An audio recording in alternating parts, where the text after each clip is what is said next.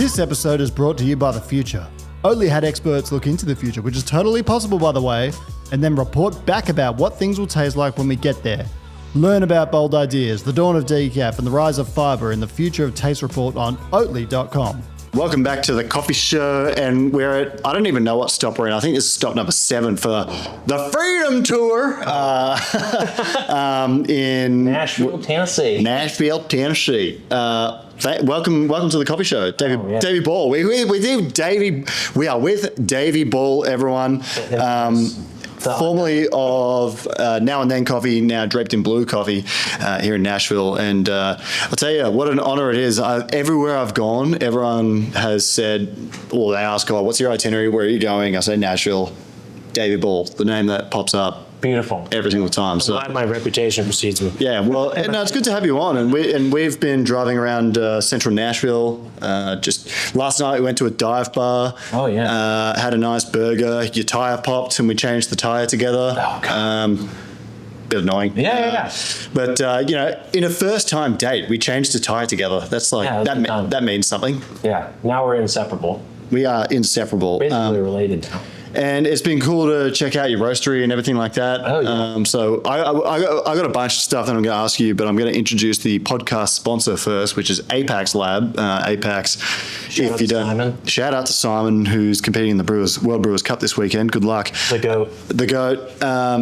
So if you're into brewing filter coffee or any type of coffee, really, you should be using Apex Lab, the most convenient water treatment product. Would you call it? Yeah. Water enhancing product.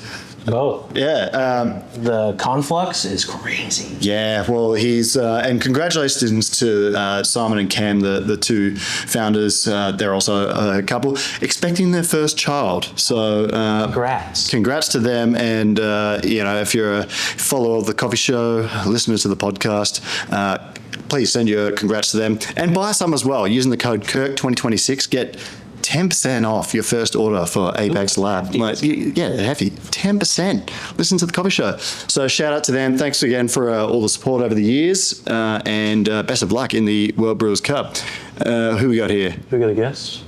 Enter. But yeah, be on the podcast. we're here in Nashville, Tennessee, your hometown. Yep. And my second hometown now. Where are you originally from? Tampa, Florida. Tampa, Florida. This country's massive, so many big cities. It's like breaking my brain. Oh God, it's insane. But you're kind of like a specialist with omakase style coffee service. That's what they say. And truly, every single place I've been to in America, everyone's just said you need to catch up with Davy Ball. So, what's like? Give us a bit of your background and kind of what you're working on into the future. Oh man, where do we start? Let's see. I guess so. As far as what I was doing with Now and Then. Definitely like inspired by fine dining, always look to the food world for inspiration. I feel like in the coffee industry, a lot of people just kind of look within the coffee industry, and then it feels like certain things just kind of end up being kind of uninspired feeling. And so naturally you want to kind of deviate out of that, right? And so like looking at places like Alinea in Chicago or 11 Madison Park or the French Laundry. It's like, what things can we learn from fine dining and then apply it to coffee service? Because people talk about that a lot, but don't really have the follow through or the fully a full understanding of like how to implement that kind of stuff. And so when Now and Then started, it was like met Sean Brock. If you haven't watched his Chef's Table, it's fantastic. Learned so much from him, and then was able to take that kind of stuff and implement it into service, and that grew from there. Now we're a couple of years in the future, and I'm working on roasting, which has been something I never thought I would do, but I fell in love with it. Sat in on some roasting with some friends, and really it just was so much more complicated than I even put enough thought into realize. And now I can't stop. It's one of those things. It's actually extremely difficult to do well. I really appreciate the craftsmanship of coffee roasting and the level of effort and dedication that people go to just get this process right. And it really separates the adults from the children, so to speak. Oh, 100%. I think like the biggest thing that I've learned, because I'm pretty, I've only been roasting for about a little over a year now. And like the thing that I learned really quickly is like, at first I was like, why is it so hard for me to get information on roasting and trying to like learn? And then I realized like, oh, it's because there's no standards that can be followed really. There's some, but like not everything is applicable to like every roaster. Like you could have two of the same roasters and you'd be like relatively close to each other, and one roastery is like one temperature and has a different like the ambient temperature of the room, and then the other could be another, and the coffees will roast totally differently. And it's like, how do you teach someone how to like understand that? Honestly, a lot of it's just like hands-on learning, and it's just been like a lot of trial and error to figure out, and then just building that palate up to taste coffee, like straight out of a roaster. Yeah. And what is it about the style of service that really intrigued you? Because it's a big risk to do that in a town like Nashville, especially because it's not the most densely populated area in America. It's really hard to, as I'm learning being here, like the rents in the inner cities of American cities are just far beyond what they are in Australia. Yeah. I think what it is Nashville seems like from like an outside perspective, people's perception of Nashville is like bachelorette parties, cosplay cowboys, honky tonks, Morgan Wallen. People have this they see the cover of it, right? And then when you actually open the book and you look at how rich the food culture is here and the beverage culture, and like people are doing a lot of really, can I curse on this? Of course. A lot of really cool fucking shit. There's restaurants like Locust, and it just got 20th in the world on the world's 50 best in Nashville, Tennessee.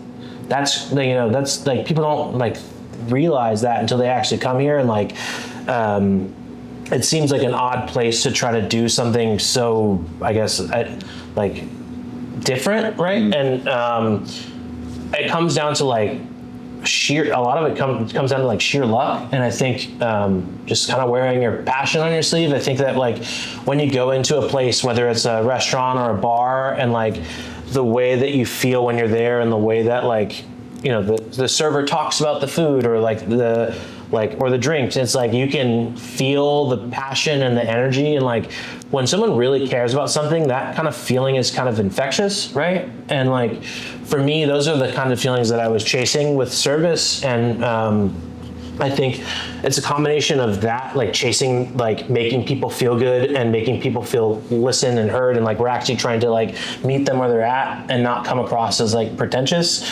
But then also like just how the influx of people that come into Nashville, like majority of the people coming here are like tourists, and they're not just like bachelorette parties, but there's like producers, musicians, artists of like every kind, right? Graphic designers. And I think those people are kind of naturally drawn to like creative things, and with that style of service, it's not something you really find everywhere. Like maybe in New York now, there's a couple people trying to do something similar, or LA, but most of these are like Japan or like some in Europe, But there's something to be said there about the community of Nashville itself, and like I guess shout out to them, because for a community that is so rich in music. Music would be like one of the number one, or one of the top sort of attractions of the city of Nashville and its history. And then, but the way they embrace, the arts in more general, and hospitality and this kind of culture. And it seems like a genuinely really good community here. So like, and probably speaks to how I guess you were able to find some success with that style of service, which a lot of cities in the world don't have capacity for, really. Oh, it's insane, yeah. So it kind of speaks to this area more broadly. Yeah, it's definitely like a little big city, right? And that's another thing that honestly really helped a lot at the beginning, when no one knew what Now and Then was. And, without the right context, it can go right over people's heads, and they're just kind of like, $50 for a cup of coffee, and they just don't have the context of like why we do that. We were doing that, but I think because we, Nashville like community is people all not from here. Everyone wants to see each other succeed, and like when you're doing cool stuff and you support that and they support you, it's like this giant circle, and everyone like is just supportive, right? Like it's like I bounce around to all my friends' cafes in town, and like they always ask me what I'm doing, and I'm like asking what they're working on, and it's like it's just that overwhelming support for creativity and art and whatever in every form, whether it's music, painting, whatever, coffee. There's so many people doing so much cool stuff here, and there's not really been a huge spotlight on Nashville in a long time. And not that I was really trying to set out to do that, but like, I don't know, using like any sort of like platform that we built, I love trying to highlight people doing cool stuff here. People like our friend JJ at Subliminal that we went to this morning. People like Matryoshka, Abby, and that crew, like amazing. You know, Johnny and Connie Donuts. Johnny and Connie Donuts. They were good donuts. There's a little pop-up thing going on here. Lava donut. Oh my god. But it's something that I just thought about as you were discussing that was you're charging up to $50, $60, $70 per cup, right? Yeah. And a lot of people would listen to that and think that's obscene. I get it. Yeah. But it goes to show, like sometimes my ambition to work with coffees like this day in, day out, and we've discussed, like, you know, my background with Sub-Zero coffee quite a bit in the last, day or so. And it's not necessarily to do this like greedy high-end thing, which, you don't actually make that much money off. No. What barista... We were raking it in. That is not true. Yeah, what barista does not want to work with the best coffee? Oh, 100%. Of course we do. Of course we do. And what chef doesn't want to work with the best ingredients on the best equipment? I just think like the curiosity behind that is like it's what drove me back at the time. It's like the pursuit to not only source the best coffees, ensure it's roasted as good as possible and brewed as good as possible. Because to me, it's just a moral injustice when a good coffee is not roasted correctly and very poorly. Yeah. Yeah, and it's not always. Sometimes some people are new to things. Yeah. Sometimes people just don't care. Yeah. And I think the care factor in coffee is towards the context that it's being done in. Like a lot of shops, like, and they're so high volume that they're just turning drinks out like hand over fist, and it's like they're not really set up to sometimes take the care that it need, like a coffee needs to be prepared correctly, or like I mean that's like it's all about how your business is modeled. And I think that like people will like scoff at a $50 coffee or $70 coffee. The kind of misconception about like why it was contextualized that way is it's the fine dining McDonald's analogy, or fine dining fast food, whatever you want to say. They both need each other to exist. Like fine dining wouldn't be fine dining if McDonald's didn't exist, because it's a spectrum. And like in the coffee industry, like as a person working in the coffee industry, generally speaking, people recognize that coffee can be high end. It's very valuable, and like and then there's also like less valuable coffees, or coffees that are just not like they don't have the same intrinsic value, right? Because there's not as much care into the harvesting and processing, whatever. But like both have a place. They're both like valid ways to drink coffee. Because I serve a $70 cup of coffee doesn't mean that like your $5 drip coffee is invalid or like doesn't have a place. It's not about like one canceling out the other. It doesn't mean that like high-end coffee is the be-all end-all. It's just for the consumer, it's like, because they don't know anything about coffee. Most people coming into cafes don't even know that coffee comes from a fruit. Like it's how do we make an impact that is like industry-wide. And I think it is trying to widen the spectrum which people understand coffee, and like them understanding that coffee does have intrinsic value. It like can be this high-end thing, just like how wine is, right? Like you can go to a grocery store and buy a $10 box of wine, or you can go to a high-end wine bar and spend $300, $400, $500 or more on a rare bottle of wine, and it's a whole experience wrapped into it. And they both serve a purpose, but they're like, and it's all valid. And you might not be a person who goes to a high-end wine bar and spends that kind of money, but you can acknowledge that it exists, and I think coffee is kind of trending in that direction as coffee prices are going up.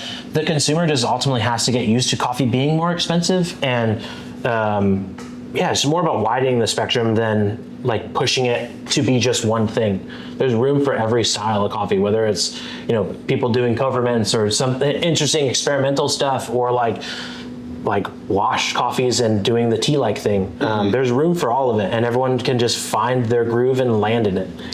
When we went to your roasting space a couple of hours ago, I saw all of your equipment, and it gave me flashbacks to when I did the Sub-Zero coffee pop-ups, where I literally, I was working full-time at the time, but I'd put in like an almost 8-hour shift vacuum sealing and freezing coffee after work in the weeks leading up to my pop-ups. And the amount of effort with like hiring a van to move the freezers and stuff like that, like just heinous amounts of effort, just crazy. What are some of I want to both drop a couple of anecdotes here. What do you reckon the biggest length you went to make a coffee pop-up happen for you? Oh man.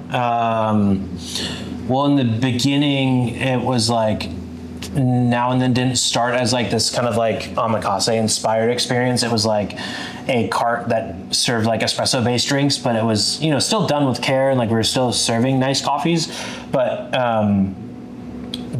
just the sheer setup was insane. It's like not being able to afford to rent a trailer because we dumped all of our money into equipment. So it's loading up the car 3 or 4 times and like driving back and forth like half an hour just to set up. And like, I don't know, I mean, there's like, it was like a lot of the prep work ahead of time. I mean, anyone who's done any sort of any coffee pop-up in any sort of capacity, it's like the amount of work that goes in for like however long of like a 4-hour service, it's insane. Like it could be days, it's the buying coffee a month ahead of time, and it's like trying to build a schedule for yourself for this like really loose thing, and things go wrong, and I don't know, there's just a lot of unanticipated problems that come up, and it's like trying to navigate. I mean, there's not anything in particular that I can think of, other than everything takes a long time. I did a pop-up the day after the World Barista Championship in Melbourne. That was in 2022. And like, honestly, the Avengers showed up of coffee. Like all the world's best coffee producers were there. Yeah. Multiple World Barista champions, the World Barista champion from the day before. Just everyone showed up, and I was just totally overwhelmed. It's like we were serving absolutely fire coffee when we got through it, but it's the pressure to perform. Yeah, and you're charging a lot for coffee, and things can go wrong really quickly. And I had a guy who works with me now. His name's Todd Suter, so he's very involved with the Sub-Zero coffee, and he did such a good job. Just that attention to detail with espresso, I just remember all the stressful times getting, and to those of you that do pop-ups and stuff now in any capacity in the hopes that you one day have your own operation, hats off to you. I think it's a good way to start. It's a hustle for sure. And you gotta just do it, right? Like a lot of people will approach me and ask me how to get started. And it's there's not an answer, right? It's there's a billion different ways to do it. Coffee cart is typically the most accessible, but it just takes a lot of hustle, and you just got to do what you got to do to make it happen, and just do what you want to do to the best of your abilities with what you have. And some people can get loans, some people can't. I can't get a loan. Well, this is coffee equipment's expensive. Well, yeah, but this is also part of the kind of one of the challenges of being a barista in America and having ambition as a barista in America, because the minimum wage here is pretty low comparatively. In Australia, we've been talking about how it's very high. Yeah. But in America, this is kind of why we pay people highly in Australia, so that they can cover their expenses and move on and possibly progress to doing what they want to do next. And it's the minimum wage here is quite low. Yeah. And so it's not really conducive to being able to start a business. So if you do it, it's just going to take you a lot longer. Oh yeah. And it's a lot to learn. obviously, like, you can have all the coffee knowledge in the world. Like, you can be the best person in the world at making pour overs, but like, that doesn't mean you're a good business owner. And like, learning about the side of business is, taxes. Shout out to Dennis, who works for me, who does these things. Oh my God. I love you, Dennis. My business manager was my saving grace. I would have been completely cooked without that. Yeah. Like,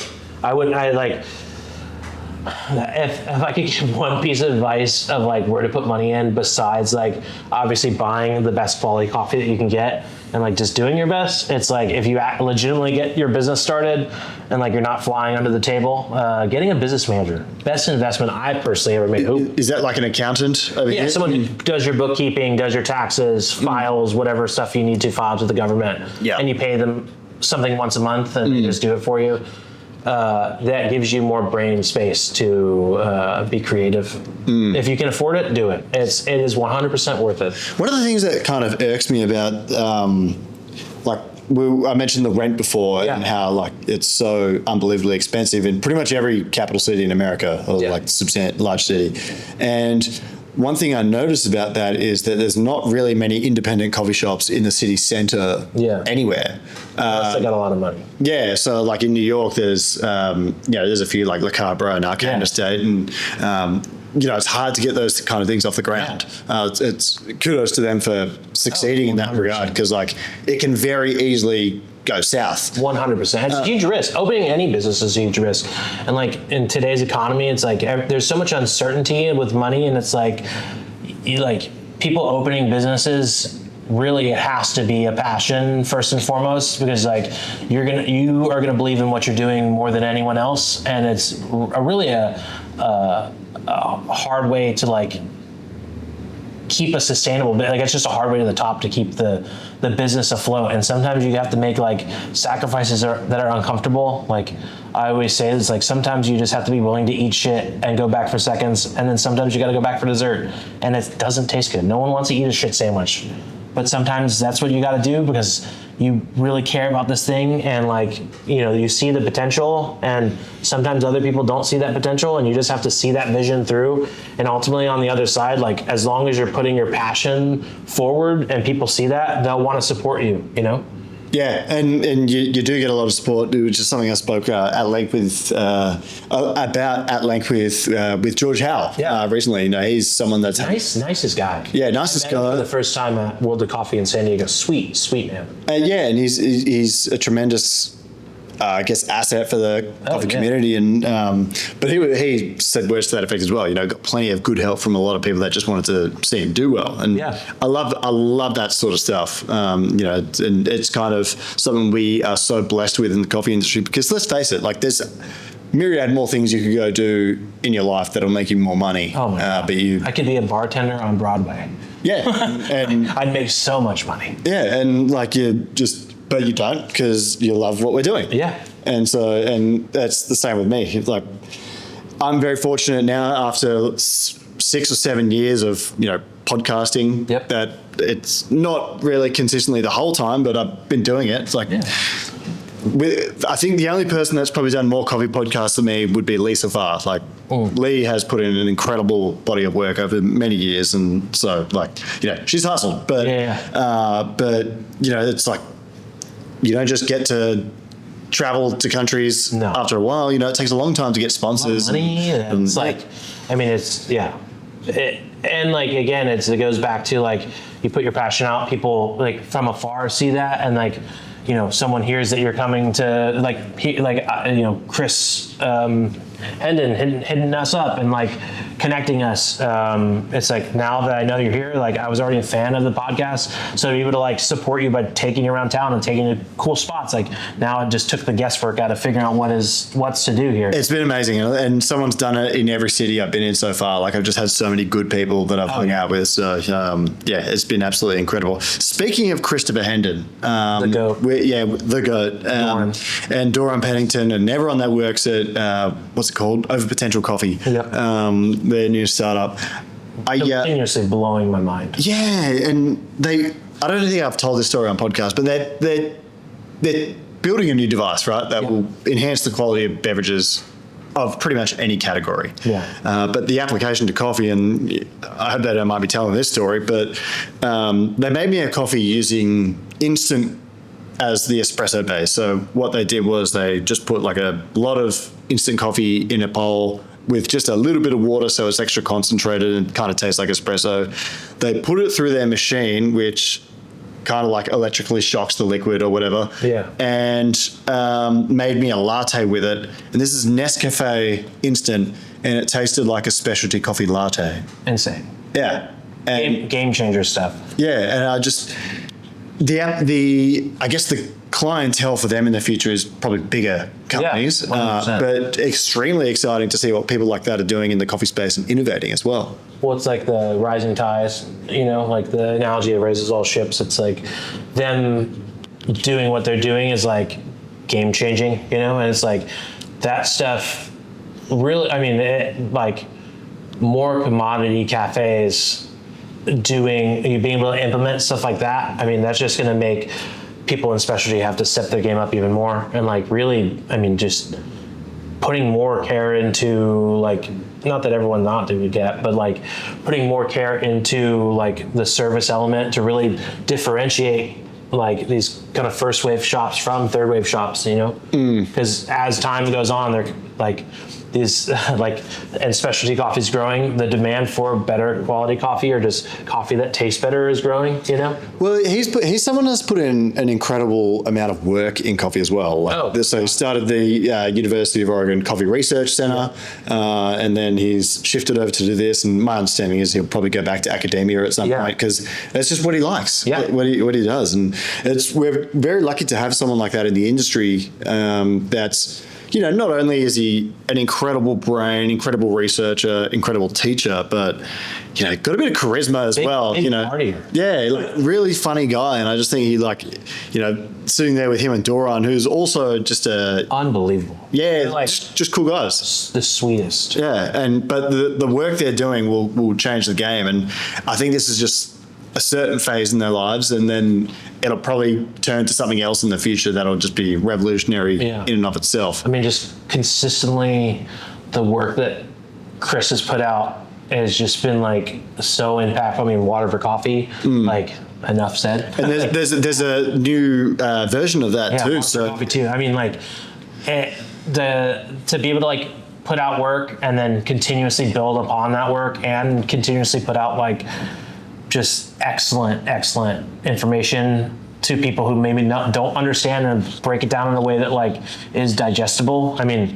Like a lot of baristas use a lot of pocket science that may be anecdotal and like not like really based in fact, and then to have someone like Chris who has like a really deep understanding of the science to be able to like, well, you're actually right, but this is actually why. It's not just like guesswork, right? I like giving people a little bit of value in the podcast, right? Yeah. So, some of the good podcasts that we do, there's storytelling and hearing these interesting things, but some of the podcasts I like to do, I want people to be able to hear something, learn something, and then go and implement it in their daily life, right? So I want to talk about freezing coffee. Someone asked me about this just the other day. They were like, "Can you please do some more content on freezing coffee?" So, who better to do it with than Davy Ball, right here in Nashville, Tennessee, with 5,000 Weber tubes. Where do we start? I don't know. Why would you freeze coffee? Why not? And if you have the freezer space, I implore anyone to freeze coffee. I think it's from a business aspect, you're just it's kind of like an insurance policy, right? If you buy an expensive coffee, you need to get you might have a coffee that's $50 a cup, like I did, and I have it for a month, and then what? And then it's out of, if I just left it out in a bag, and then it's it's out of its peak. That's not really feasible, right? If someone's going to pay $50 for coffee, it has to be good. It has to be perfect. And so freezing, being able to lock a coffee into its peak, and slow down that aging process has been integral for anything that I've ever done. I freeze my own personal coffees too, because I the longer I've been in coffee, the less coffee I actually drink. So like, it's hard for me sometimes when people send me bags and it's like 250 grams. I'm like, that's so much coffee. Yeah, to get through. we're both just getting old, mate. Oh my God. You know? It makes me feel crazy. We had, how many cups of coffee? Probably We had a lot. 6 or 7 today. Oh my God. Yeah. It's killing me. Yeah. Can't be 6'9". But yeah, so preservation of coffee, so storing the flavors, one of the probably the biggest reason, but also you can really improve a coffee's quality by grinding it frozen as well. And that's something that I've seen in competition before. I think one of the best examples I've seen was Miki Suzuki, who came second. So she now works for Cocoon in Japan, but she came second in the World Barista Championship in 2017, I believe, to Dale Harris. But what she did was she implemented what she called double grinding. So initially had 2 EK43s, which you could use at the time. Take us back. So she had 2 EK43s, but she had one aligned so it would essentially smash the beans into quarters. So, the way she did this was, so she would initially get some liquid nitrogen, pour it all over the coffee, then grind it through that first grinder and smash it into quarters. And then she poured liquid nitrogen on it again, and then pulverized it to the actual espresso profile that she wanted for grinding. And Hugh Kelly at the time said that's the best espresso I've ever had. And he competed against her. I think he came 5th that year. And it's something I was really, really lucky to try myself. And when you have it as an espresso, like, it increases the extraction percentage, generally speaking, because you're creating particle size uniformity that's just so much better to extract from. And the in the cup experience is just like more clarity, sometimes better texture. It depends how you dial it in, but it really can improve the coffee so much. I mean, like, for me, it's like implementing things like slow feeding and freezing and grinding directly from frozen, huge impact. I mean, like, coffee is an organic product from the earth, right? It's a seed, and it acts like a lot of other things, where it is porous, and when you freeze it, it becomes brittle, and it shear, like, this is not scientific, but it shears more like paper. So you just get more consistency in terms of its particle distribution, and then grinding coarser and slow feeding. I mean, I don't want to go into the science of it because Lance Hedrick will pop in the chat and crush me, but hopefully he listens. Shout out to Lance. My buddy Lance, I love him. He's the fucking best. Yeah, he is. He's really good, really cool content creator. Lucky enough to have interviewed him. I don't know if he wants to come back though, because when he made a comment which got misconstrued savagely about how home baristas, generally home baristas can make better coffee than baristas in cafes, and I maybe did him dirty with the edit.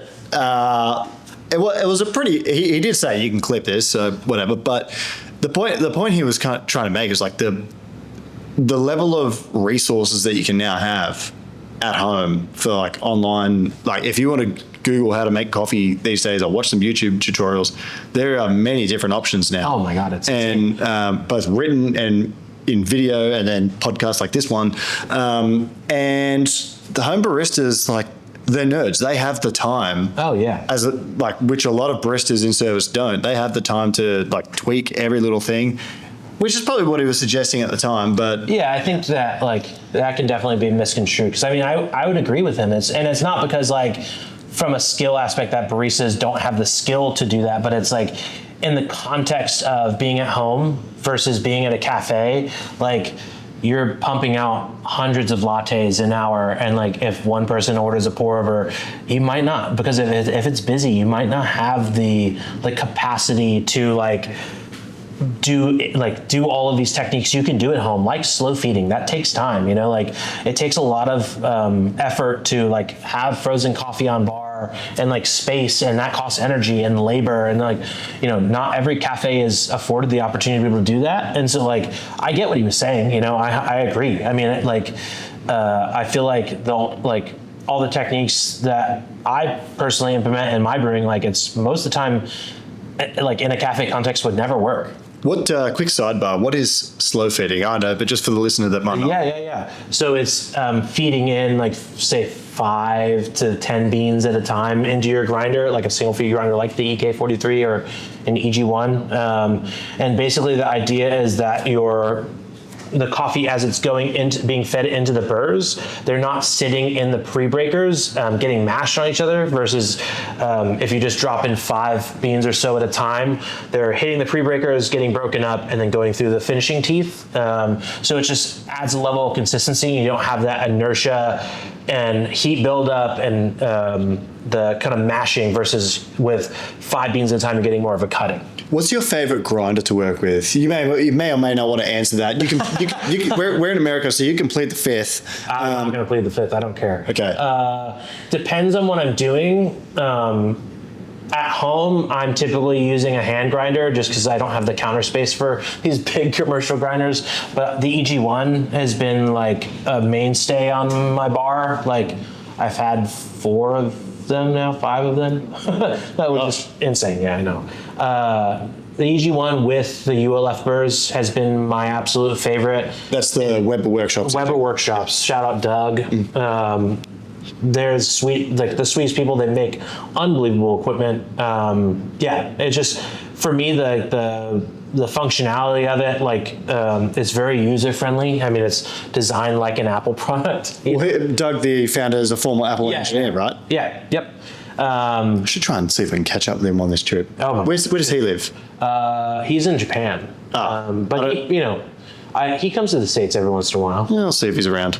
Pardon me, continue. Very good. ZP6 is what I'm using at home, which, for my purposes at home, I'm not putting a whole ton of effort. It's not like brewer's cup at my house, so I'm just trying to make a pour over for myself and hang out. So I love it when people list the grinders that they have, or like grinder collectors. They're like ZP6, EG1, EK43. It just sounds so funny.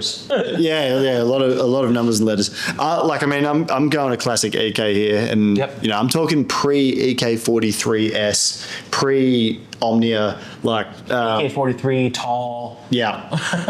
Just and the older ones, a lot of people anecdotally speak about how the older ones were manufactured better. I don't totally understand. Like, I vibe with it because they perform better, but for grinding pretty much anything, you can do a very, very, very good job, and it pretty much changed the industry. 100%. I mean, you look at when Matt Perger did the filter shot on stage with the EK, which is making a comeback. Famously, I did something similar with the filter shot at Now and Then, which is basically a modified version of that. It's actually a really funny story. I'll give you a little tidbit. So Chef Sean Brock, who formerly was the chef of this restaurant that we're sitting in right now, really good friend of mine now, but he's famously known for reviving a previously extinct varietal of corn called Jimmy Red Corn. And in this restaurant, they do grits a lot, heirloom varietal corn grits, and they're unbelievable. Best grits you'll ever have. It's even hard. It's just so hard to describe the texture. They're delicious. But I remember one time he came behind bar, and we used to have an EK43 on the bar, and he walked up and he's like, "You think this thing could grind corn?" Which is funny because that's what it was basically designed to do, right? Is to grind corn and grains and stuff, right? I think it was spices originally, but the application would be there same too. idea. But that makes me think of it'd be really funny if the restaurant industry started adapting coffee equipment to do things like, pulverizing rice to make rice flour or something. It'd be interesting. Yeah, that's the story. Well, yeah, the EK, I just want to, go back to the turbo shots. Oh, yeah. And so I saw a post by Motors Coffee the other day, and they're based in Paris, and they're implementing it again. Yeah. And that's been pretty big time. Doing the cup switch, yeah. Say Coffee are doing some sort of version of it at their bar in Brooklyn. But that's their standard espresso, right? Yeah. But to me, it's like a completely different category. I mean, I understand why they call it that. It's you know, not to confuse people and whatnot, but it's almost like a completely different category of beverage. It's like more leaning towards a filter than an espresso. Yeah. I mean, I guess it depends. Like in my mind, the way I can kind of contextualize it is like, you know, there's not really a, you know, and maybe in our minds, like in like 2010, we had an idea of like what espresso was. And as time goes on, like our understanding of what espresso is and what it can be, and like just kind of trying to push the envelope of like how to enjoy coffee. Like, I guess if you contextualize it in like, compare espresso in 2010 versus now, it's not espresso, right? But like, I think people's palates for like just wanting that like coffee that's just more intense, that doesn't have like the like bitterness that a traditional like 1-1 or 1-2 espresso can always have. You know, like I don't know. It's just like I think it's just interesting more than anything, and it's cool that people are trying to push the envelope and make coffee like taste like something we've never had before. I guess I like it's hard to describe. You know, it's like with the whole soup thing. Soup is awesome. Like I was kind of skeptical at first, and I was like, surely something is like doesn't make sense here. That like how are you able to have this short of contact time and get this high of extraction that's like in the range of espresso? And yeah, sure enough, like completely a paradigm kind of shift in terms of our understanding of like coffee and how water interacts with it and flow dynamics, and like just the overall like understanding of like how extraction can function in different environments. You know, it's I just think it's super interesting, and shout out to them for just doing something like innovative, right? Yeah, and what I really appreciated about them, which I didn't really understand until I went and one of the guys there, Doug, his name was also Doug. Took the time to have a chat with me in Brooklyn the other day, so that was really kind of him. We sat down and he explained to me that they pretty much exclusively sell and deal with microlots. And they have some, I think it was, I can't remember. 400. 300 or 400 microlots a year that they sell, which is really, really admirable. And it's kind of like, you know, it's kind of difficult in some ways to roll out. So it's a really noteworthy endeavor because, you know. That's a big commitment. I mean, it's again, it's like, I think the reason that Say has had the impact that they've had is because they implemented this like kind of thought behind what they wanted their business to be, and they had the follow through to continue pushing that vision forward. And that's why, you know, people look to them as like innovators. You know, people can criticize, you know, their roasting or whatever all they want, but like ultimately they've made a huge splash in the industry over the time that they've been a business. And like I'm a huge fan. Like I think what they're doing is so cool, and like yeah, conceptually, it's a really cool thing to do. And I didn't actually know that about them. I know they're really well appreciated in America and abroad. But yeah, I just really had no idea. One thing I will say that I've noticed about American specialty coffee drinkers, big on the light roast wash coffee. Like natural coffees do not, they're not as palatable over here as they are probably where I'm from in Australia. You know, I don't know if I necessarily fully agree. I think that like it depends on who you talk to. You know, like I think the general consumer, like people who are not within the special coffee industry, like who are just like coming in day to day, like they favor naturals, and like, you know, they can be delicious and like interesting. A lot of the shops that I go to, I'm seeing more and more co-ferments and like more process forward coffees now, and that like talking to my friends who own these cafes and like, oh yeah, it sells like hotcakes. Versus like sometimes like a wash geisha won't move, you know? I think it's like, you can kind of think about it like I don't know, maybe like a chef or something. It's like their appreciation for a food, just like, I don't want to say a refined taste, because that implies that naturals are less than, you know, and that's not the case. But like, I feel like the longer you're in coffee, the more kind of like delicate, kind of floral wash coffees are more like appealing, you know? Well, yeah. I don't know really why that is. I drink both, but like, if I apply it to my own personal coffee drinking, right, I go through phases. You know, I go through phases where I drink espresso. I go through phases where I drink milk. I go through phases where I really enjoy filter. Same with like processes as well. Like, you know, to me, the ultimate coffee experience is like an Ethiopian washed espresso. That's like that. It doesn't get too much better than that for me. I understand that the cup score and stuff like that is not necessarily what it is at like. Who cares? Best of Panama winner, but that's not really the point. If it tastes good, it tastes good. You know? Everyone has their preference. You know, like I think that like the only thing that irks me about the coffee industry is really like this idea that things don't have to be only one way. You know, like wash Panamanian gestures are the best, and it's like no, it's like everyone has their preference, and like. It does, like, just because you like one thing doesn't, like, just because, you know, co-ferments exist and like people love them, I like them, you know, like I don't drink them every day, but like just because you don't like them doesn't mean that they shouldn't exist, and shouldn't mean that other people can't enjoy them. And like also like if a producer is able to squeeze out extra money from a coffee that might not make them as much money prior to co-fermentation, like that's great, you know, like to be able to like monetize adding this extra step that infuses value and like people enjoy it. That's all that matters. Who cares? You know, like people can shit on natural coffees all they want, but at the end of the day, like generally speaking, that's what most people like, and that's fine. You know, there's nothing wrong with that. Yeah, I'm a natural coffee guy. Yeah. Don't talk shit about naturals. Don't talk shit about naturals. Yeah, otherwise that shit's played out. Yeah, we'll come bust your head. It's so 2010 to only like washed coffees. That's boring. See, I have an analogy. It might not be appropriate, but you know, it's like you're only ever doing missionary positions. You know, it's like you're just not trying out all the other wonderful things that, you know, God's put us on this earth to do. Like we all have our preferences, but I just can't understand just only doing that. Maybe some people just one day you pick up the Kama Sutra and your eyes open, and your life changes. You know, your life flashes before your eyes. Nothing's the be all end all. While we're on this subject, what's in the future for Davy Ball? Draped in blue. Oh man. Okay. Tell us what you're working on. Yeah.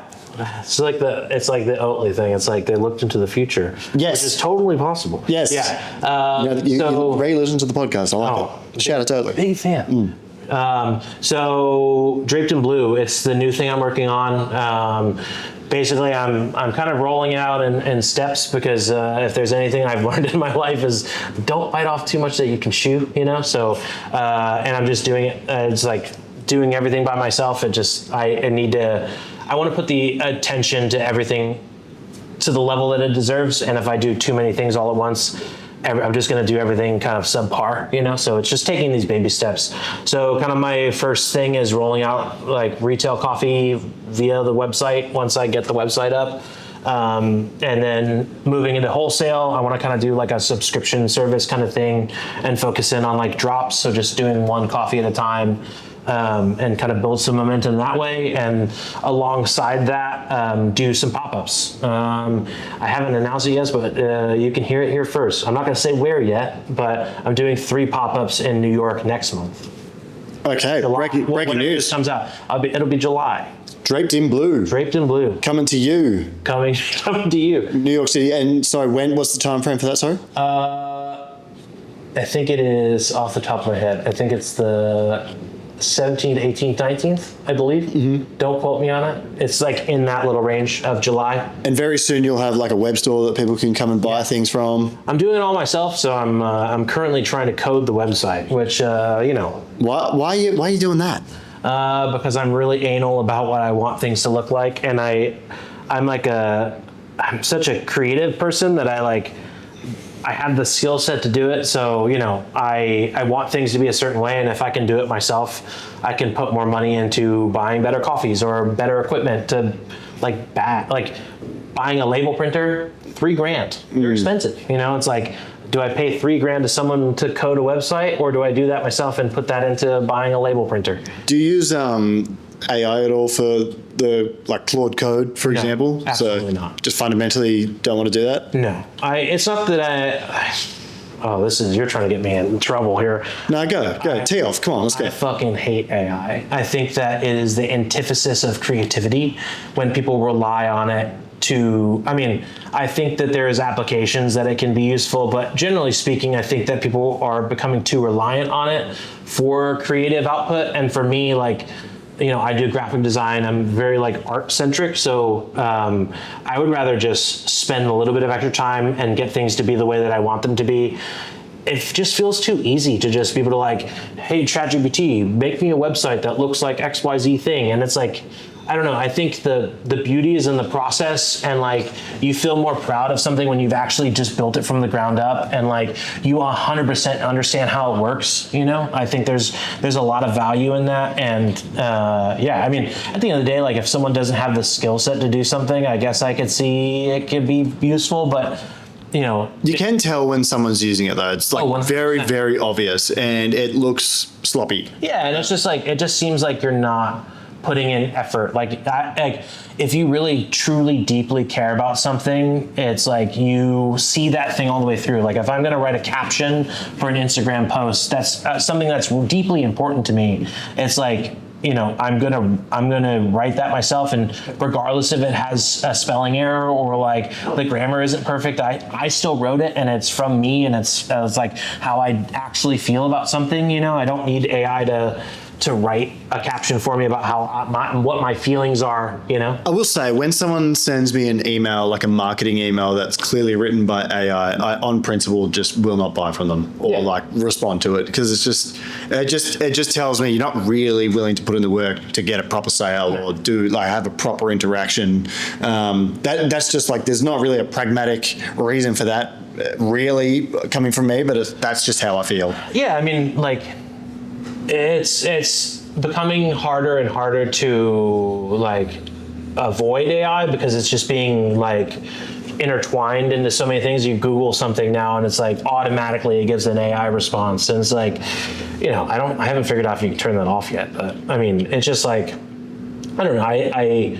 It could be a useful tool, but I think that it's becoming where it's like you have these people buying up land and building data centers, and like we're using up resources like water to cool it down, and it's like, it's just, Well, it's interesting you bring this up, because we're in Nashville, Tennessee, where one of the largest data centers in the world is, which is owned by owned by Elon Musk, and they actually built it in, I think, a record amount of time. It was supposed to take like 18 months, and they got it done in like 2 or something. So, so they built it in record speed. But what you say is correct. They use massive amounts of water and massive amounts of electricity. I don't know what any other implications are from them, but other than just like the amount of resources they use. Yeah, it's like, didn't we figure this out when they made iRobot?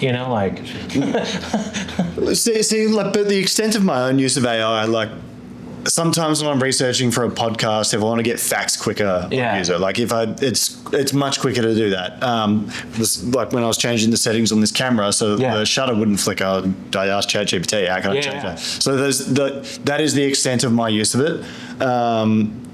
And there's really nothing else. Yeah, for me, I thought that like when ChatGPT really started kind of taking off, I was like, oh, this is great, because like it just makes it easier for you to like consolidate information. But now it's just people are relying on it so heavily that it just like is just sucking creativity out of people. Like every like marketing agency, I feel like they're relying on ChatGPT to like, they're feeding it like information to write captions, and it is easy, but at the same time it's like it's just so inauthentic, and like it's like, at what point are we going to stop? Like if today's Father's Day, shout out to the dads. But imagine if I posted a picture of my dad, and then instead of writing a caption, I was like, hey, ChatGPT, can you write a caption about my dad that describes him as XYZ thing? And then it spits out some shit, and then that's what I post. It's like, like if it's someone or something that you deeply care about, then why would you,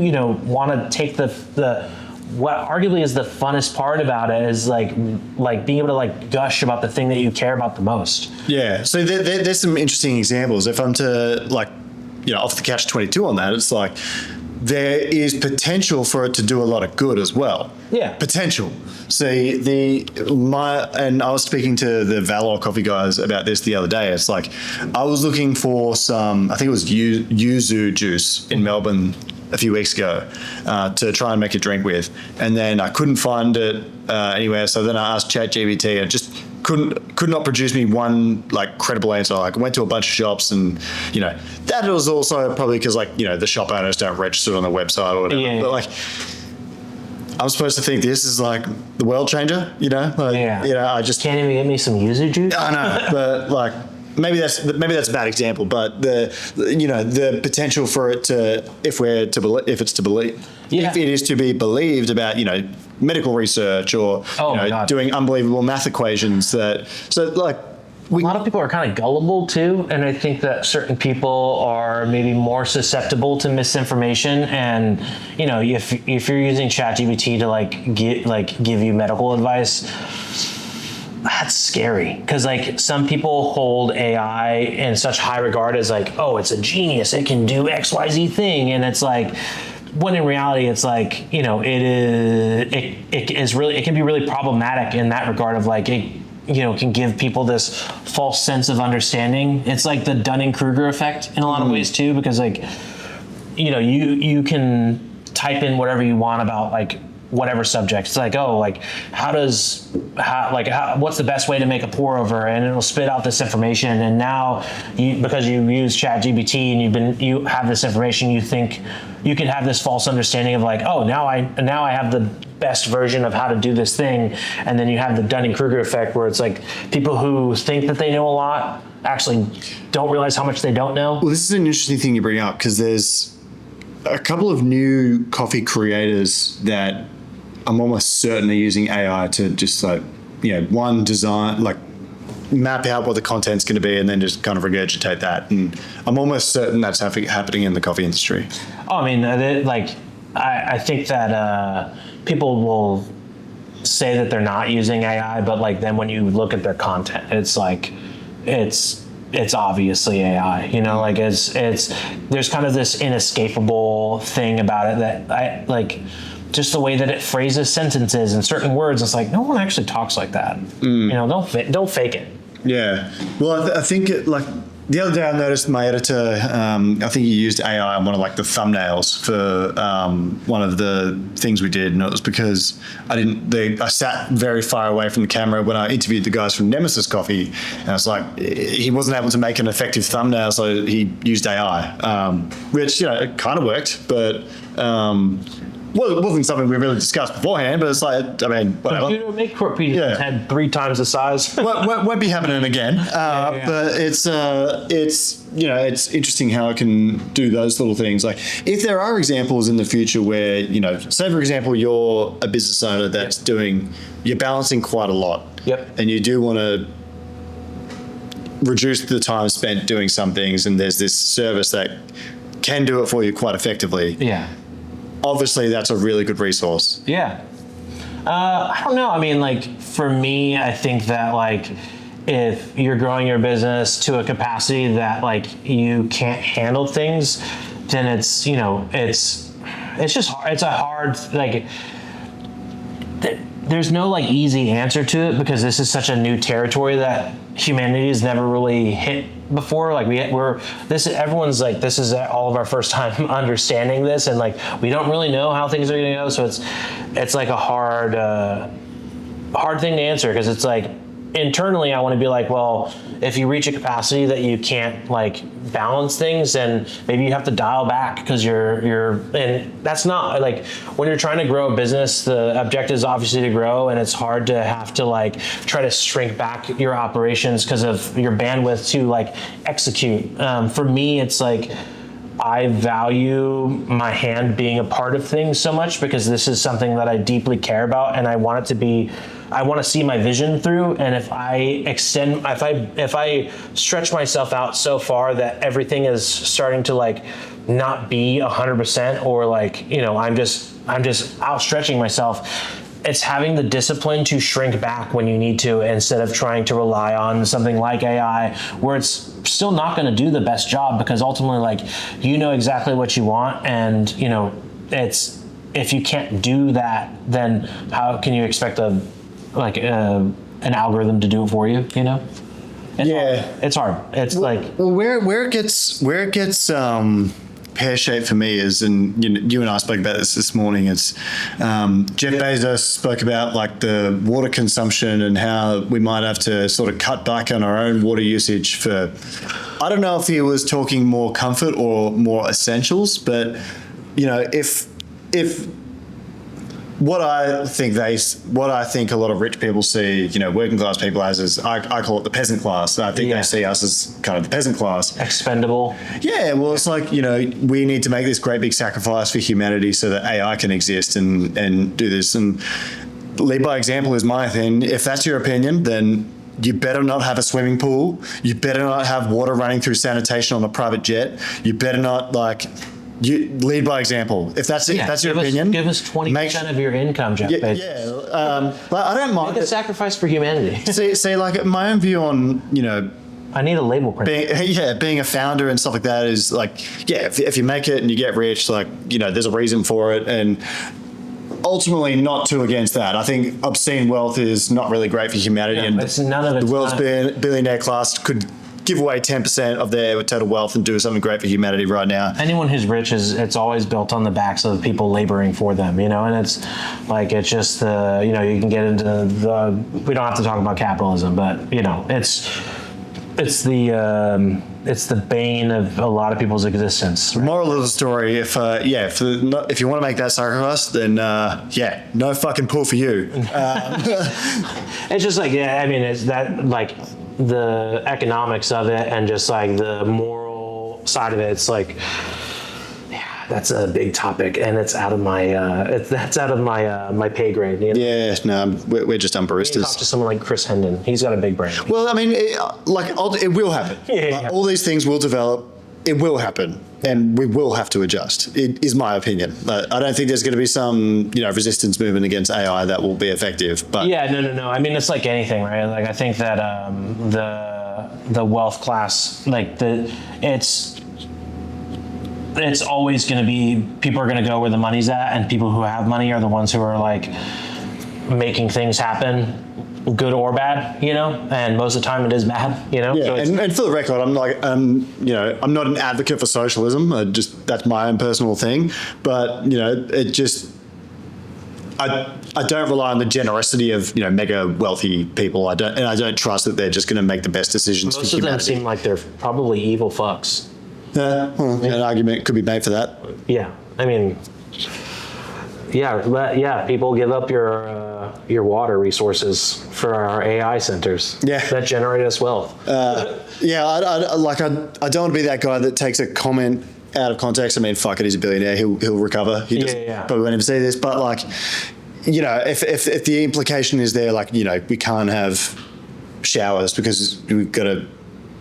We can't water our garden because can't wash our clothes. We need to feed Grok. I don't vibe with that. But stepping into that kind of futuristic world, and for me, I'm seeing Waymo for the first time. Oh, that shit's crazy. And these are self-driving cars in America. Seeing full self-driving in a Tesla for the first time, that blew my mind. We don't have that in Australia yet, to my knowledge. Yeah, it's like the Jetsons. It is.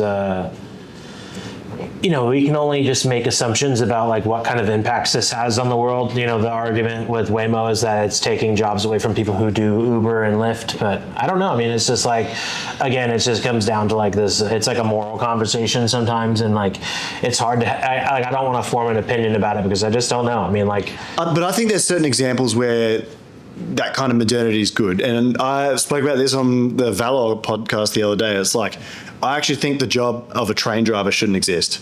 And I know it's a hot take, but we just built this like train network in Sydney where it's fully automated trains, and the trains come every 4 minutes, right? Where, as opposed to like they won't even run past 11 p.m. if they're operated by a driver. And the social mobility of people, to me, is very important, and it's actually like a huge economic gain. Like, that's one example of automation that actually provides a better moral gain and dividend for society than just making sure that someone's employed as a train driver.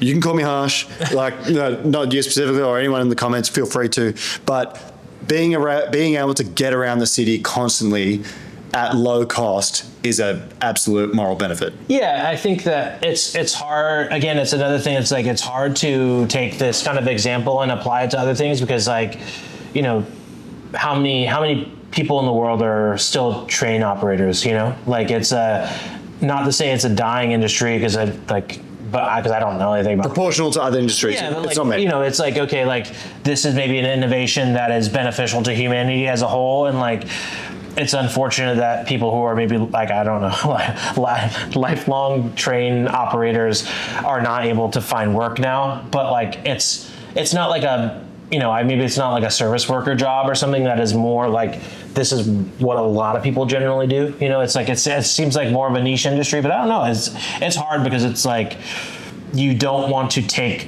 away the ability for those people to make money. And like, also it could be something that they love doing. You know, it's like, I think there's room for spectrum here where both can exist. You know, and maybe if like it's transit trains that need to run late at night that don't use operators, cool. And then there's also like trains that take cargo and stuff that have operators. Like I don't see why there maybe couldn't be room for both, but I don't know. I'm not an economist. But this is to bring this all back to coffee. Yeah. This is why I think coffee will never really be substantially affected by automation and AI. No. So and it's because the best part of it is the human interaction. 100%. I mean, it's like, for me, like my favorite part about coffee is not even always necessarily the coffee itself, but it's the care and the hospitality behind it, and it's why it's what kept me in the industry. You know, like there's been times where I've been so burnt out that I just like want to do something else, and I've gone and tried to do something else, and it doesn't scratch the same itch, and like doesn't give me the same feeling that I get when I'm serving people coffee. Like whether the coffee is good or bad, it doesn't really matter. It's the effects that you can have on people. You know, like you could be, you know, working at, say, even somewhere like Starbucks, and like this could be the one time that someone comes in and they have a moment for themselves, and you're able to give them a drip coffee and like just like, you know, have a small exchange with them and completely change the trajectory of their day because of how you make them feel. You know, at every level of service, like the goal should always be hospitality, whether you're, you know, like a bagger at a grocery store, or you're a barista at a shop, or like a bartender at a restaurant. Like hospitality, and like if that's what your passion is caring for people and you want to make people feel good, like I don't know, there's nothing that AI is ever going to be able to do to like replicate that. And I actually think, even though it's perceived as a threat right now, I actually think the arts are going to be benefited by AI in a way that I actually think human-generated, made artwork will be more appreciated in years to come because AI can do it currently. Oh, yeah. And you know, I see this. So there's a country singer named Zach Telander, and he came to Australia recently. And went really viral for his videos about Australian coffee. But I noticed he has this kind of online internet beef with a DJ called Diplo, who's pretty famous. And Diplo is a big advocate for AI in music. And honestly, like, I'm with Zach here. I think like the human part of artwork is pretty much what makes it as great and as enjoyable as it is. Like being able to appreciate Post Malone do that like rattling thing in his voice, or like, you know, Celine Dion at the top of the Eiffel Tower. Like, AI. Yeah, like, you don't have vibrato like Post Malone. Yeah, like sure you can make an Exhibit song sound pretty good, but like I just don't think, and if I apply it to myself, you know, you get that feeling when you hear, oh, this is AI?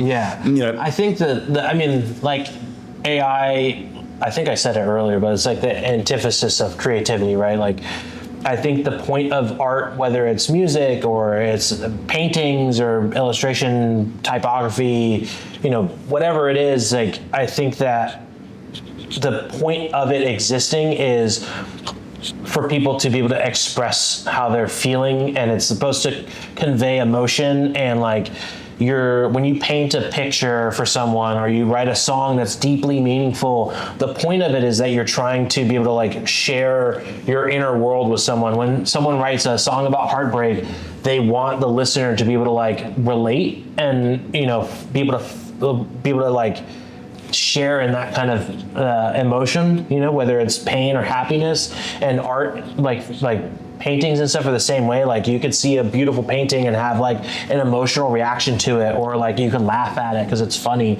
And AI, it's like, you know, people want to use it to make flyers and things like that. And it's like, okay, I can understand why you want to do that. And like, cause you're not really thinking about it on a deep level enough to think like, oh, I could have someone go do this for me. You're kind of just like, oh, I need a flyer really quick, and I can just tell ChatGPT to do it. And it's like, I get it, but at the same time, like, if I was like hosting an event or something, or like playing a show and I need a flyer, like that music that you're going to be playing on stage, or that, you know, art that you're going to show, or the coffee event you're going to do, like you want that to be an expression of yourself, and you want to, you know, you're sharing yourself with the world, you know. And you might end up expending more effort if you have to, you know, lecture ChatGPT to finally get the outcome you want. Like, it might actually take it more time, because it's not like it can just scan your brain, although maybe one day it will be able to. But like, you know, it's like, you know, you use that flyer example. Like, this doesn't look like how I want it to. Please refine. Whereas like a graphic designer could get it done in 15 minutes. You want it to be an expression of your art, right? Like, it just doesn't seem, in my mind, I just can't find a justifiable reason other than maybe like lack of resources for someone to want to do that. And even with lack of resources, there's plenty of like inexpensive resources that maybe people could utilize, or like, you know, honestly, there's a lot of beauty in like not being the greatest at something, but still it's that little bit of effort that shows that you care. Like, you might not be a graphic designer, you might not have like Adobe Illustrator or Photoshop or something like that, but like most people have a piece of paper and a pen, and they can like just like be creative in that kind of way. Just give it a shot. Like, it's just, they don't, I feel like maybe the reason too that people don't want to be creative is because they have this maybe anxiety about like, oh, well, like it's going to look really bad if I do it myself because I don't know how to do it. And it's like, that's okay. I mean, at the end of the day, like, you know, you're just expressing yourself, and if there's no one's going to be able to say that's good or bad. Like, it is just an expression of like what you're what you're trying to put out to the world, you know. And like, if you care about something, that like care will shine through regardless of however people perceive the quality of what you're doing is. And to bring this back to coffee, and where I kind of think it will inherently increase the value of specifically the work that you do. Mm-hmm. And this is what I'm taking to competition this year, is that, actually the coffee shop 25 to 30 years from now, it's enhanced and it's so good because of humans that do incredible work. Like, you know, charisma will be such a valuable trait by a human, and because it might be increasingly scarce in the future with all these things in mind. Oh, yeah. And I just really think the human element of everything, going back to it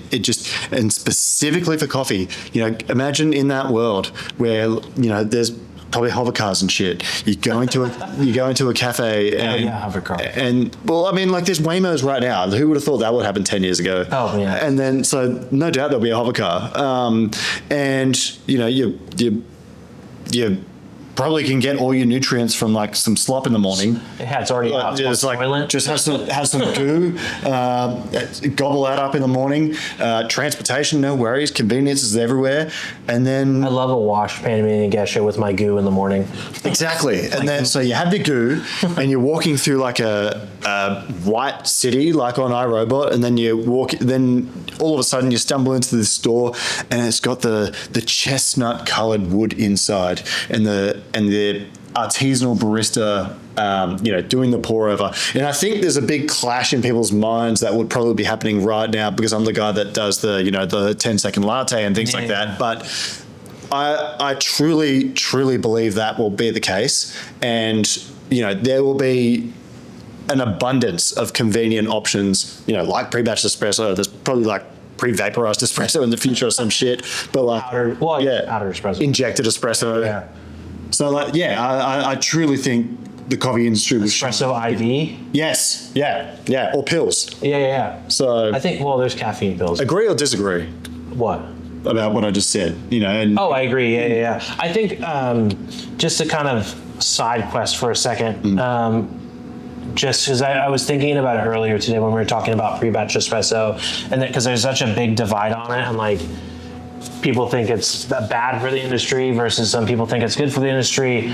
I think it's good because the part of the plot that people are kind of missing is, okay, like regardless if it is objectively better than a fresh espresso or not, that time that you're able to spend interacting with the customer is more of an opportunity for you to give hospitality, and part of hospitality is like obviously part of it can be speed of service, and like maybe instead of like having to stop what you're doing to make their drink and not interact with them because you have to focus, now you're able to like kind of walk and talk, right? Where it's like, I can make a really well executed drink, and I'm able to like have a longer interaction with the customer, and ultimately like that could be the thing that makes their day better, and like that's that hospitality that kind of reaches through. Yeah, and I think America is like would particularly benefit from pre-batched espresso as opposed to like some of the other countries. Yeah, and again, it's a spectrum, right? Like,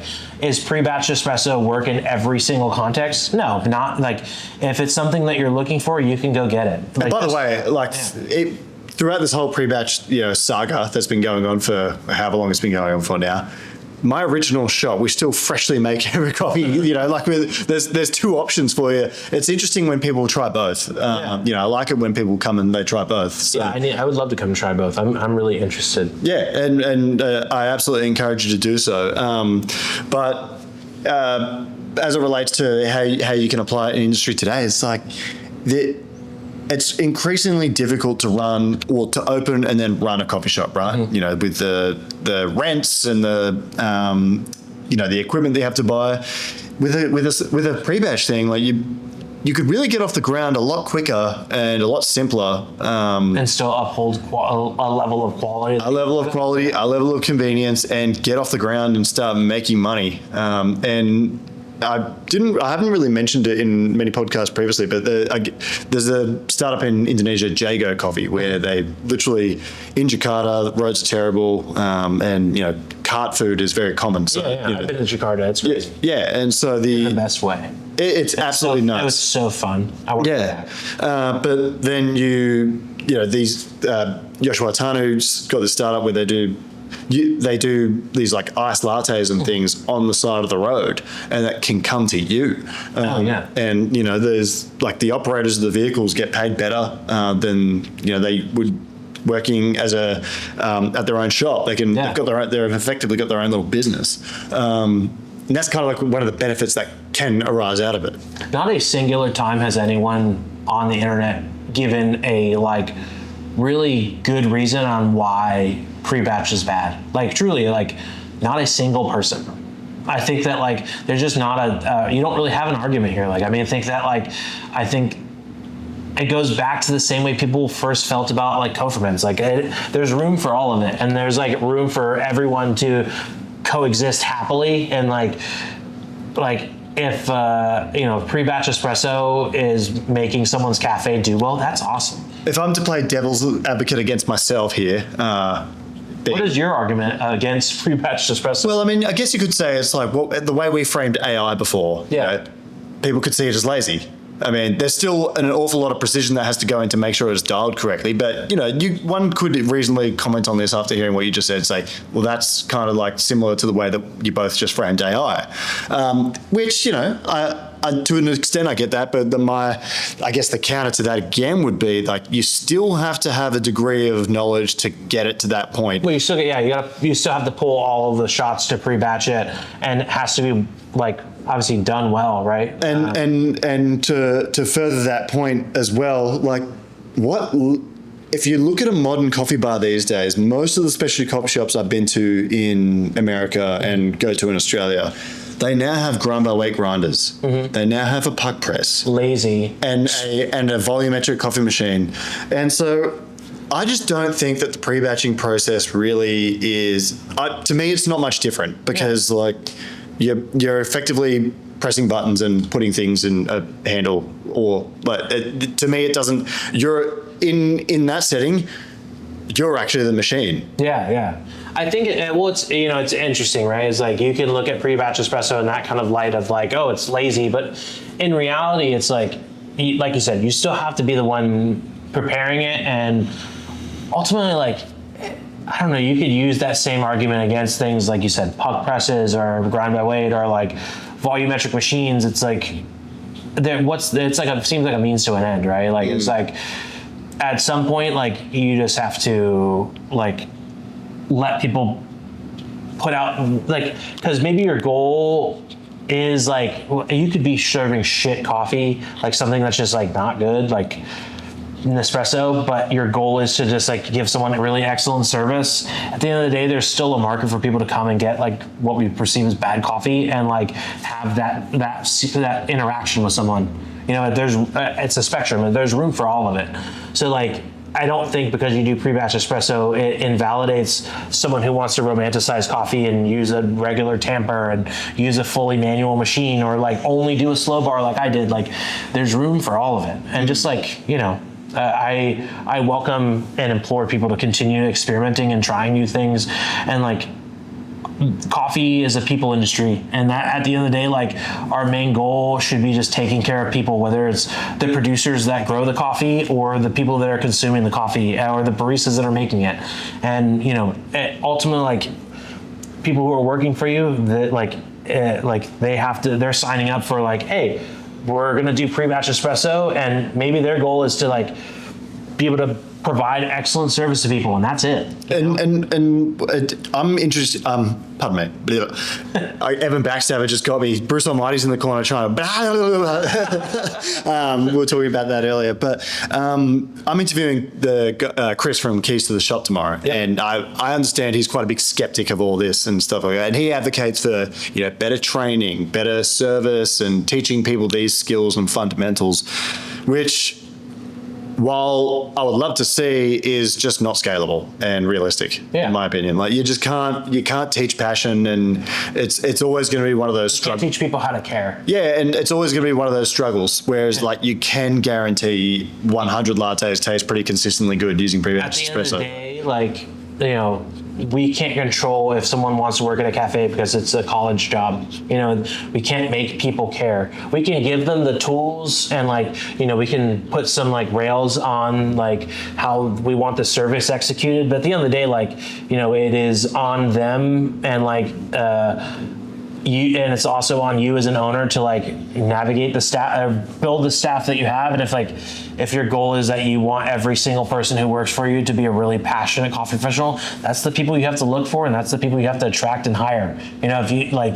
If someone applies there and you hire them and they don't care at all, that's on you as a business owner. The imperfection in humans is kind of what we need in a way as well, because imagine, like you said before about McDonald's, the existence of average quality food or low quality fast food is what gives fine dining its status, right? And same with coffee shops. I think like a good coffee shop with great service is perceived as such because there are bad coffee shops with bad service. And so but even the bad coffee shops with bad service still have a customer base because they're still open. They're serving some sort of purpose for people that want that. Maybe there's a reason that people still go to Starbucks. I don't want to call Starbucks necessarily bad because there's obviously a place for it, I guess. People have their preferences in terms of taste, and you could argue that Starbucks' services can be pretty horrible, but there's still a line wrapping around the building every single day, you know, and it's because because Starbucks is fulfilling a need that people have, and like it's a part of the spectrum whether we like it or not. But they offer something that most coffee shops can't, and that's like internet, bathroom, online ordering, and just not every specialty coffee they have shop. the infrastructure to serve that stuff, and it's like it just is what it is, and like people who want to go to Starbucks, they're getting the needs that they have fulfilled by going there, and then people who are going to like somewhere like say like Now and Then are getting the thing that they desire fulfilled, and there's room for all of it.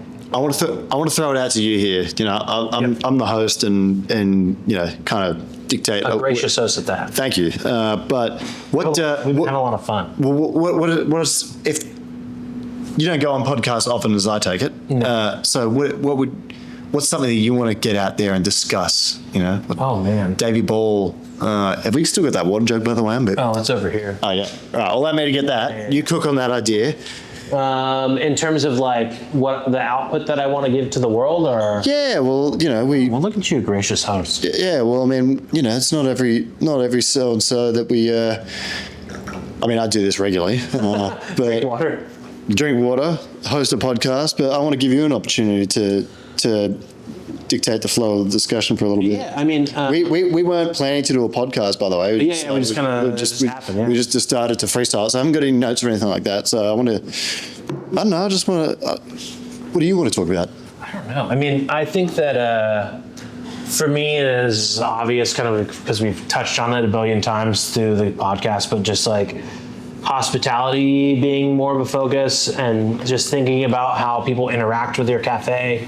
For me, like through my experience, like I've noticed that a lot of shops they'll focus on like buying the nicest equipment possible, and that's cool, that serves a purpose. Buying the nicest coffees possible, that's great too, but something that people don't invest in always is the hospitality portion of it. They don't think about things like it's omotenashi, it's the idea that you are anticipating people's needs before they even know that they need them. And I feel like more cafes need to start kind of thinking about that in terms of like when a customer or like someone comes into your space and you have this goal of like I want to give people a really good experience. Well, what does that actually mean? Like I think people aren't thinking as critically about hospitality, and they kind of just stop at serving good coffee. I think giving good hospitality is like a skill set within and of itself, because there's a lot of baristas who are really, really great, but they're not really good with people, It's not really compatible with the role anymore, is it? No. I think coffee shops in Australia, because there's so many more openings so much. Yeah, very saturated. Yeah, so it kind of takes away the market share. And so I think on average, compared to what it was, 5 or 6 years ago, the average coffee shop sells less cups per day in Melbourne than they do now. Yeah. Oh, I'm sorry, they sell less now than they did back then. Because it's a spread thing. Yeah, more increased competition. And so, when you can't just be a production guy really of coffee. You have to be customer facing. Yeah, and like also it's figuring out the ways that within your business that you can differentiate yourself from others, because ultimately that's the game. Like the game is like, okay, like it's not necessarily about stealing people's business or but like what makes your business attractive and what really gives it legs to grow and have longevity. And I think that ultimately comes down to the human experience of like how people feel when they come in your space. Like it is the small things of like thinking about the vessels that you serve people drinks in, the temperature that you're serving their coffee at. Like it's all of those kind of things. It's the care and intention that go into like, how people come in your cafe, but then also exit, and what their interaction is when they come to the register. Like, if it's awkward and like it doesn't, just the lack of flow, can make a space weird, and make people not want to come back because they didn't like how it felt being in your space. I think those are kind of things that people lose focus on, and I think for a long time people really only put focus on the quality of the coffee that we're buying. Coffee's tasting better now than it ever has, and like what makes you say that? I mean, like Because I kind of disagree. Yeah. And I'd love to like have a friendly debate about it. Yeah, that's fine. I think that with the amount of like understanding of like coffee from a chemical level, the understanding of water, the advancement in equipment, like people think about it, think about 2010, right? Back then, everyone had twirly mustaches and fedoras, and they were all brewing in Chemexes with those terrible brown paper filters, and they weren't using scales. That was, 16 years ago. Look where we are now, 2026. We have things like the EG1. You have, the Coffitech grinders. Like, you have these like crazy advancements in equipment. You have fucking brewers out the wahoo. You have so many. There's like so many choices to like of how you want to brew your coffee at home. There's so many more accessible options now at most every price point. And like generally speaking, more people are brewing better coffee now than there was in 2010. Right?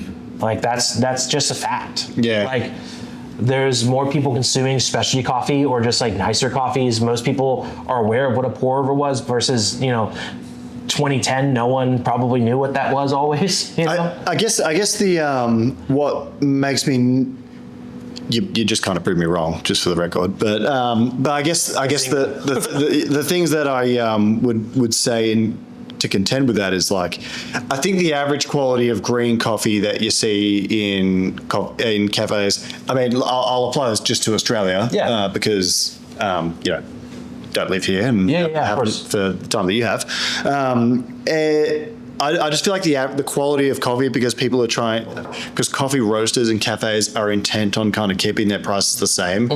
If you're doing that, what your purchasing power only just buys you lower quality coffee now. Yeah, over time. Yeah, which is probably a different argument to like we are making better coffee. Yeah. Because I mean, you could make the argument because of things like climate change, where like you have people like Passenger Coffee, where they had the Kenya from 10 years ago or 12 years ago, 2016.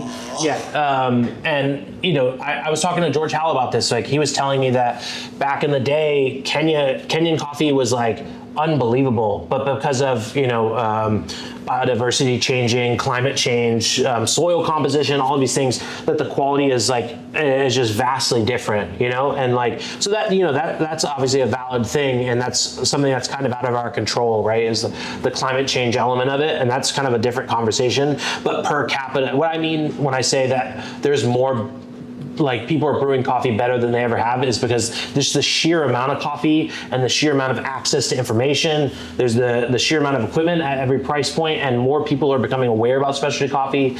There's more money being flowed into the industry than ever, and ultimately there's like people trying to make changes within the industry that like to combat climate change. People like Poma in Denmark growing coffee in greenhouses, doing these experiments so they can pass this information on to producers to help them continuously produce better coffee year over year. I don't know. It's like, that's what I mean by that, is like it's just more people are becoming aware of the industry, and it's growing in that regard. The quality of green, it's not that it's arbitrary by any means, but it's just different conversation. It totally is. But sometimes this discussion makes me wonder, and when we consider the broader context of the economics of coffee, particularly for those that produce coffee in developing countries, maybe coffee's not really supposed to be a drink that we have every day. Maybe it's not actually really viable into the future, and maybe we have to kind of detach ourselves from that idea, because if climate change does, and people regularly tell me like they've seen the changes at harvest, the harvest times have changed for some countries. The months at which the coffee traditionally falls off the tree, it's changing in some countries, and the flavors that we're getting from different countries are changing as well, because the weather's changed. Yeah, and these are things that are obviously like out of our power, and it's a hard conversation, because you want coffee is for everybody, and like everyone should have access to it at every level, but at the same time, it's kind of it's not a human right. Well, yeah. Well, it's out of our hands, right? Like if climate change reduces the amount of coffee that we have available to us, and ultimately, like, because of the system that we live in, the price of coffee goes through the roof. And like,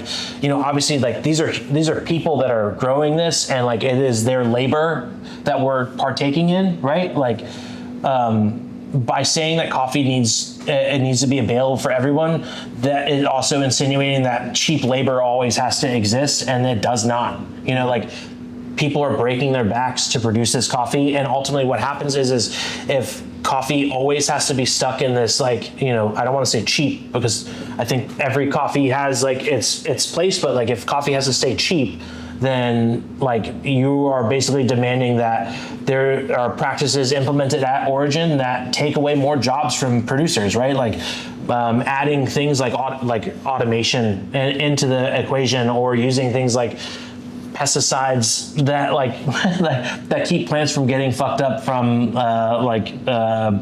bugs or leaf rust or anything. It's a hard conversation to have, and there's not an easy answer to it.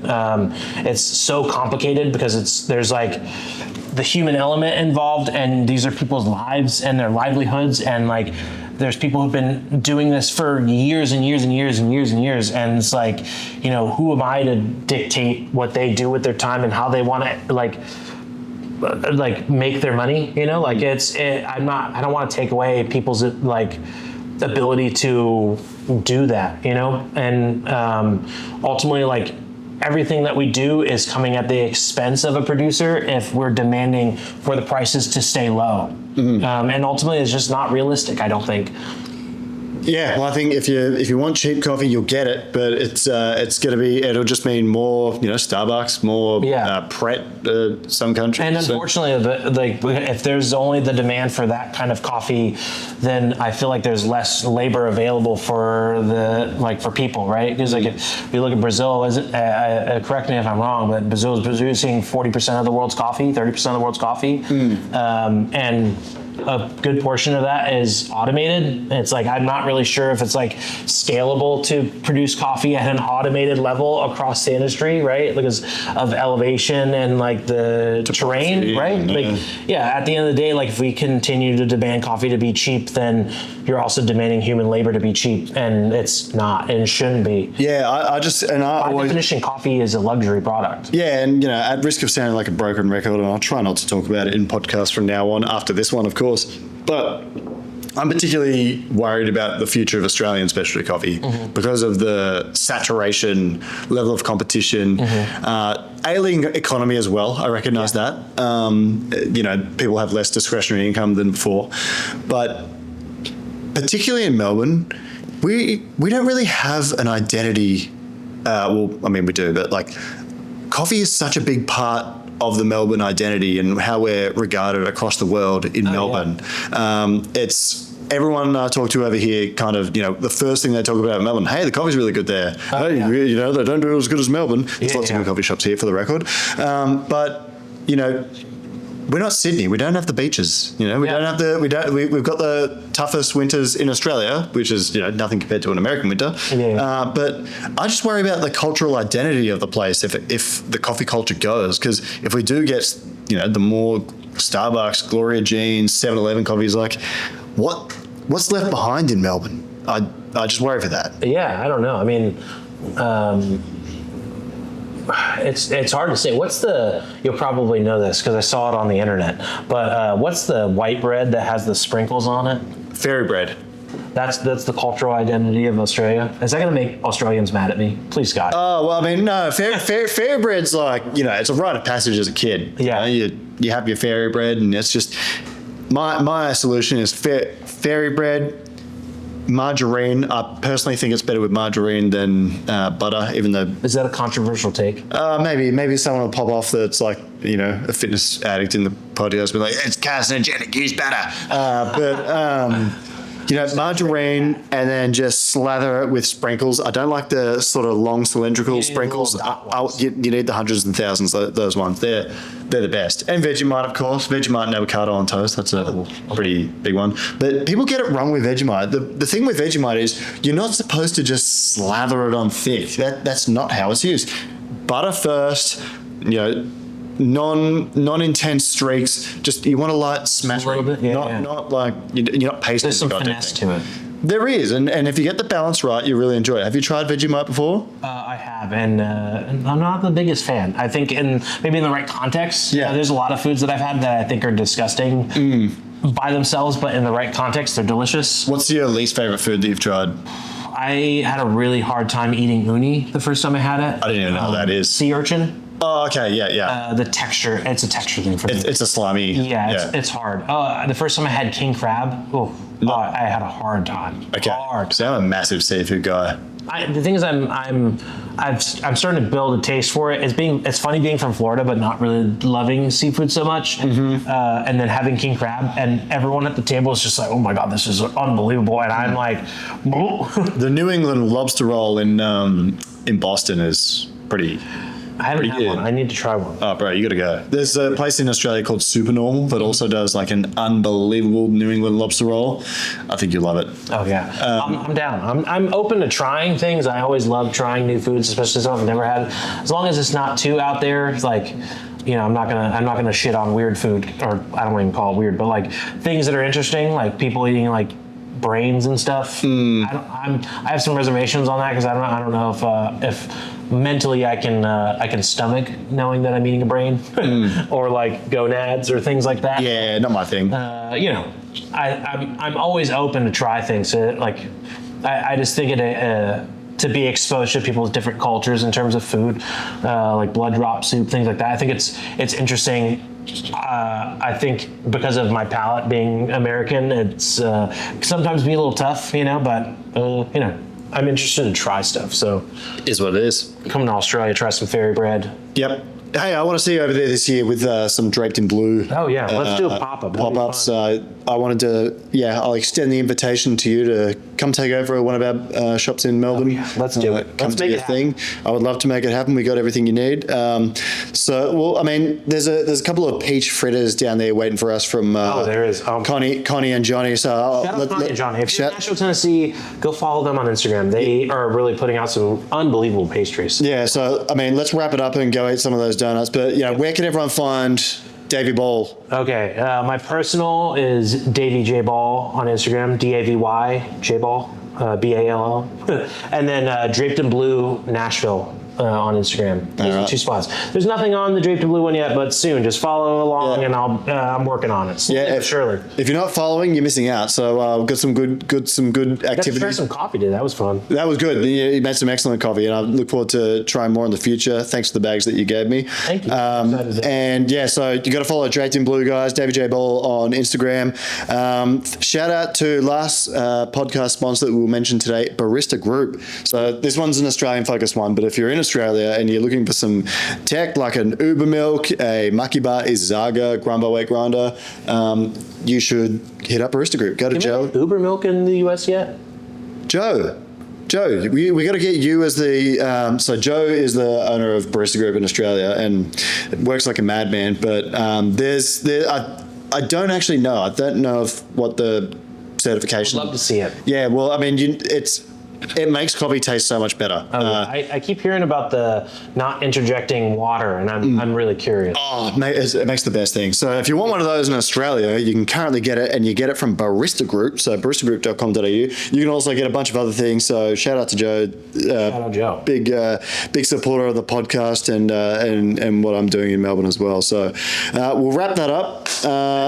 What's a traditional Nashville way of saying goodbye?